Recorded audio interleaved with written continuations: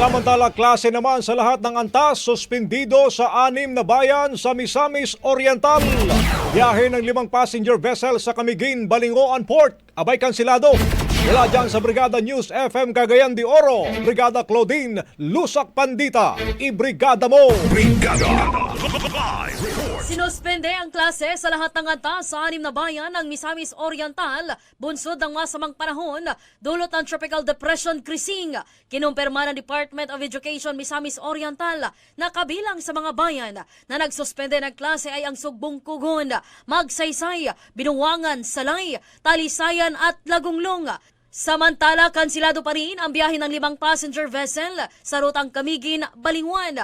Una nang inihayag ni Coast Guard Camiguin Station Commander, Lieutenant Junior Grade J.R. Bryant Peñones, na kahapon pa pansamantalang ipinagbawal ang paglalayag ng mga sasakyang pandagat na may 250 gross tons pababa dahil sa banta ng malakas na alon at hangin base sa Beaufort Scale No. 6.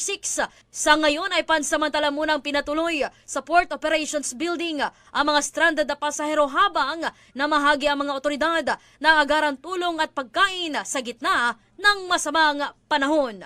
In the heart of changing lives, Brigada Claudine Lusak Pandita ng 102.5 Brigada News FM, Cagayan de Oro, The Music and News Authority. Katabalita nationwide. Ang bahaging ito ay hatid sa atin ng Yummyvit ES2 Oral Drops. Simulang tuparin ang pangarap ng iyong anak. And stunting now,